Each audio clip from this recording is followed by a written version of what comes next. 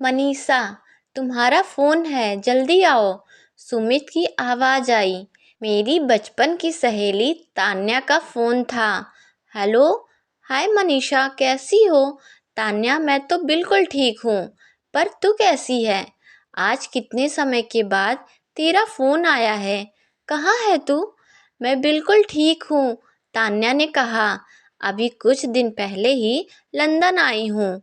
माँ से तो मिल चुकी थी, पर अब मैं शिमला आ रही हूँ। रोहन का कुछ काम भी है और तुझसे मिल भी लूंगी। मनीषा, एक हफ्ते के लिए किसी अच्छे होटल में मेरे लिए कमरा बुक कर लेना प्लीज। होटल में नहीं, तुझे तो मेरे घर पे रुकना होगा, समझी? मैंने तान्या पर दोस्ती का अधिकार जताते हुए कहा। पर तुझे कुछ परेशानी तो नहीं होगी? तान्या कुछ सिसकते हुए बोली। नहीं यार, अच्छा बता, तू कब आ रही है? परसों शाम तक। ठीक है, मैं तेरा इंतज़ार करूँगी। तान्या से बात करके अच्छा लगा। सारा काम करके जब सोने के लिए गई तो नींद कोसों दूर थी। धीरे धीरे तान्या के साथ बिताया हर लम्हा याद आने लगा। वो बचपन के दिन, स्कूल की शरारतें, कॉलेज का साथ और हमारी शादी। कुछ दिनों तक हम एक दूसरे से मिलते रहे, पर फिर संपर्क के तार टूटने लगे। एकाध बार फोन पर भी बातें हुई, पर हमारी दोस्ती नहीं टूटी। तान्या के लिए कमरा ठीक किया, उसकी पसंद की ज़्यादातर चीज़ें मैंने तैयार कर ली थी। अब तो बस उसी का इंतज़ार था। तभी डोरबेल बजी। दरवाज़ा खोला तो सामने सुमित के साथ तान्या खड़ी थी। उसे देखकर इतनी खुशी हुई कि ना तो उसे गले लगा पाई और ना ही अंदर के लिए कह पाई। मेरे कंधे पर हाथ रखकर सुमित ने मेरा ध्यान भंग किया। मैंने तान्या को गले लगा लिया।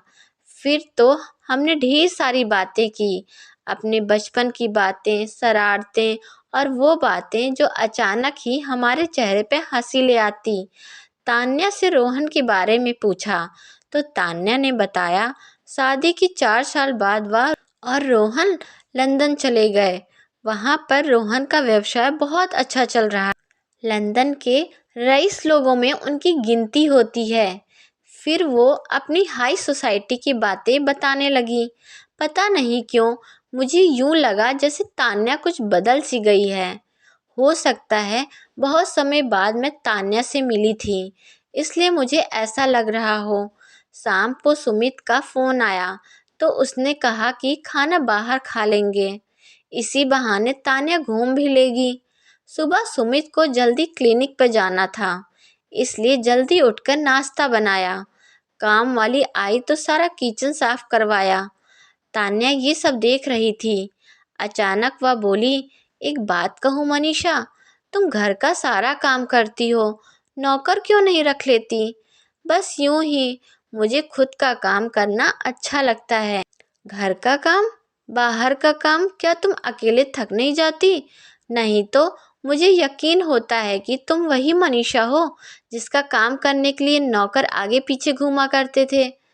कहाँ गई वो मनीषा? लेकिन तुम्ही ने अपना भाग्य बनाया है। तुम्हारे माता पिता तुम्हारी शादी एक ऊंचे और रईस घर में कराना चाहते थे, पर तुमने साफ मना कर दिया और जिद पकड़ ली कि तुम सुमित से ही शादी करोगी। इसी वजह से तुम्हें घर छोड़ना पड़ा।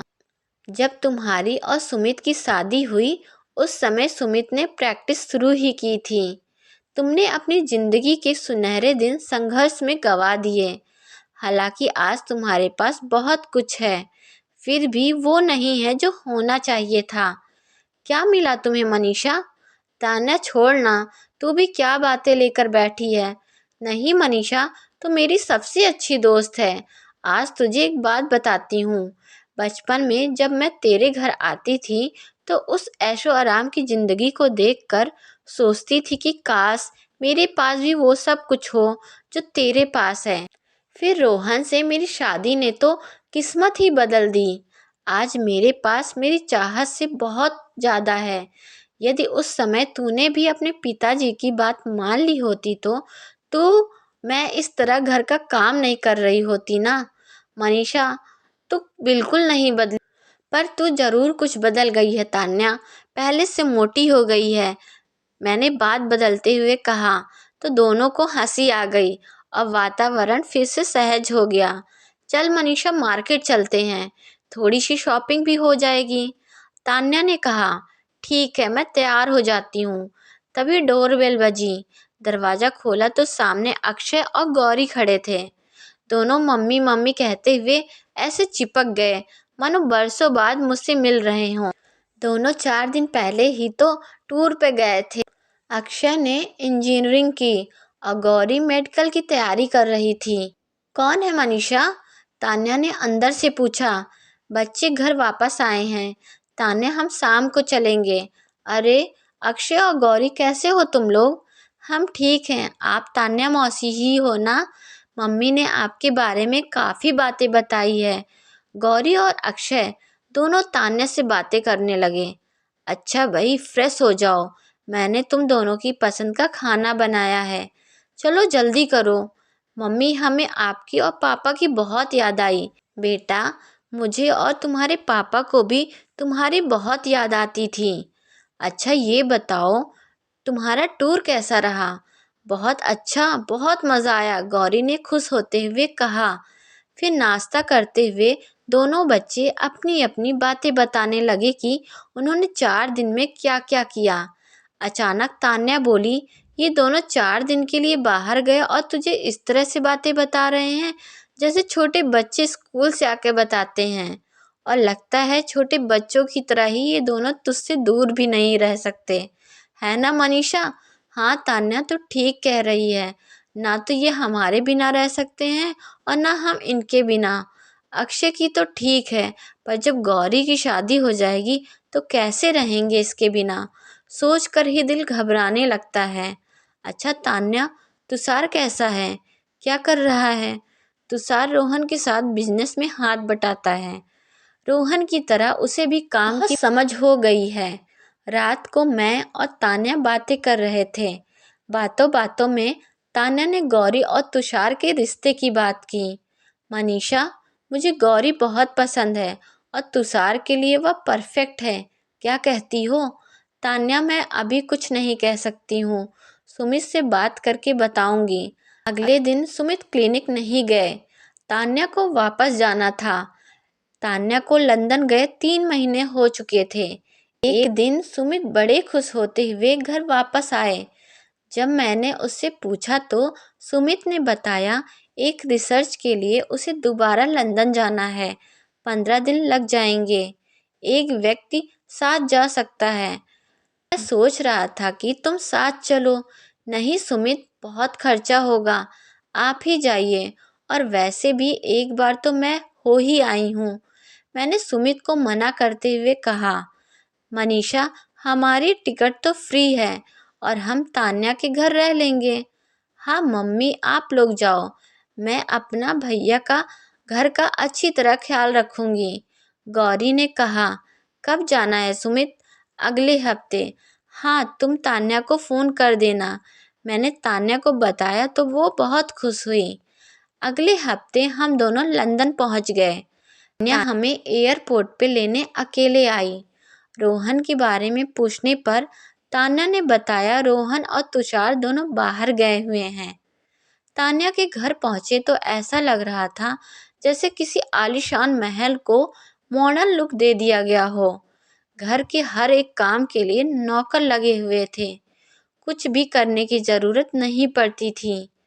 सुमित रोज़ सुबह अपनी रिसर्च के लिए निकल जाते, मैं और तान्या मार्केट के लिए। मुझे आए 3 दिन हो गए थे। जब मैं पहली बार रोहन से मिली, उसमें भी वे सिर्फ 2 घंटे घर पर ही रुके, जिसमें उनके 15 बार फ़ोन आए। तान्या घर पर नहीं थी। रोहन के पास तान्या के लिए इंतज़ार करने का भी टाइम नहीं था। उसे अपनी फ़्लाइट जो पकड़नी थी। मुझे लगा कि तान्या को बहुत बुरा लगेगा, और जब तान्या के वापस आने पर मैंने उसे बताया तो चेहरे पर कोई प्रतिक्रिया नहीं थी। मुझे अटपटा सा लगा। हमें आए 1 हफ्ता हो गया था। ज़्यादातर तान्या ने हमें सभी देखने के लायक जगहों पर घुमा दिया था, और अब तो हमें बच्चों की भी बहुत ज़्यादा याद आने लगी थी। मैंने तान्या से तुषार के बारे में पूछा तो उसने कहा तुषार आ जाएगा तब मिलवा दूंगी। रात में अचानक मेरी आँख खुली। प्यास लग रही थी पर कमरे में पानी नहीं था। पानी लेने उठी तो डोरबेल बजी। इतनी रात को कौन हो सकता है? मैं दरवाज़ा खोलने जा ही रही थी कि तभी नौकर ने दरवाज़ा खोल दिया। सामने तुषार ही था। सीधे अपने बेडरूम में गया। नौकर ने खाने के लिए कहा तो तुषार ने मना कर दिया। तभी तान्या वहाँ आ गई। तान्या को देखकर तुषार चौंक गया। मम्मी, आप इस समय? हाँ, मैंने काका से कह दिया था जब तुम आओ तो मुझे बता दें। मैं तो सोच रहा था कि आज आपको मेरी याद कैसे आई। तुषार ने कुछ तीखे स्वर में कहा। तुषार, मैंने तुझे गौरी के बारे में बताया था ना? गौरी? कौन गौरी? भूल गया? मेरी बचपन की सहेली, मनीषा की बेटी। कुछ सोचा है तूने इस बारे में? सोचना क्या है? आपको तो पता है ना, मैंने अभी बिजनेस ज्वाइन किया है और मैं पापा के पीछे नहीं रहना चाहता। मैं काम के साथ कोई कंप्रोमाइज़ नहीं करना चाहता। फिर भी यदि वो लड़की इतनी अच्छी है तो सोचूंगा, पर फिलहाल मैं बहुत बिजी हूँ। कल मैं मॉरिशस जा रहा हूँ। काका को पैकिंग के लिए कह दीजिए। ठीक है, तान्या ने कहा और वो अपने कमरे में चली गई। कोने में खड़ी मैं ये सब देख सुन रही थी। मेरी बेटी का भविष्य मुझे अपने सामने दिखाई दे रहा था। कमरे में आई तो आहट से सुमित जाग गए थे। जब उन्होंने पूछा कि मैं कहाँ गई थी तो मैंने उन्हें सब कुछ बता दिया।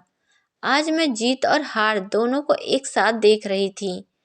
तब हम दोनों ने मिलकर एक फैसला किया। फिर अगले दिन रोज की तरह सुमित रिसर्च के लिए निकल गए।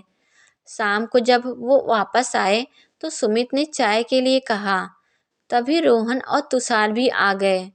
तुषार की फ्लाइट मौसम की वजह से काफ़ी लेट थी। सभी के लिए तान्या ने चाय मंगवाई। आज मैंने पहली बार तान्या को तुषार और रोहन दोनों के साथ देखा। सभी बातें करने लगे।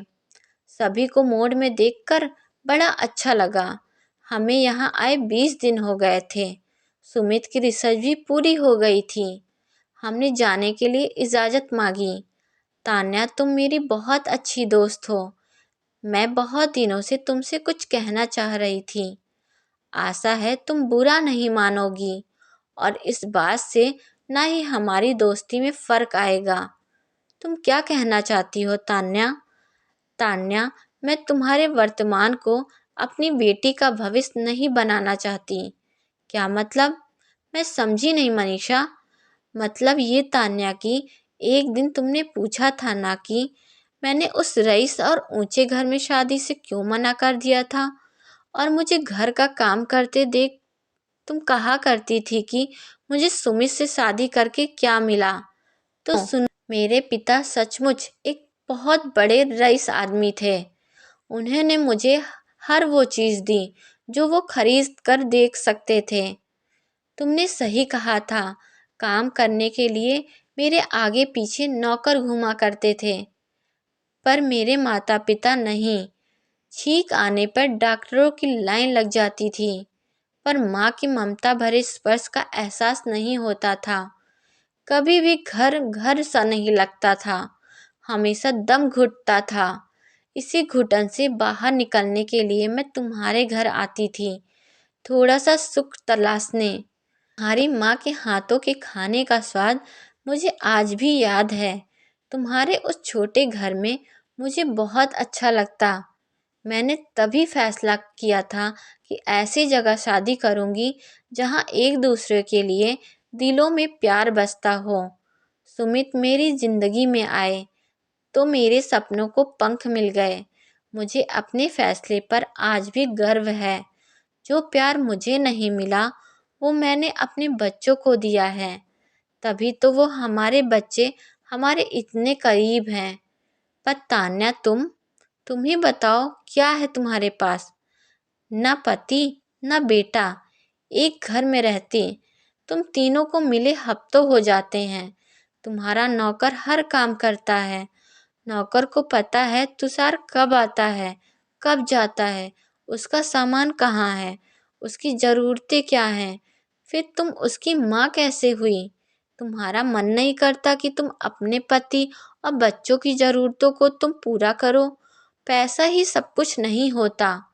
क्या तुम पैसों से अपना अकेलापन दूर कर सकती हो? नहीं तान्या, कभी नहीं। अब बताओ तुमने क्या पाया? अपने परिवार और उसकी खुशियों से ज़्यादा कुछ नहीं होता। मैं गौरी की शादी तुषार से नहीं कर सकती, क्योंकि मैं गौरी को अकेलापन नहीं देना चाहती।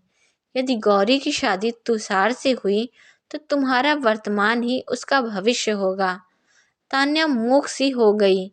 वाकई सच्चे सुख की परिभाषा कहाँ समझ पाई वो। आपको यह कहानी कैसी लगी? कमेंट करके ज़रूर बताएं।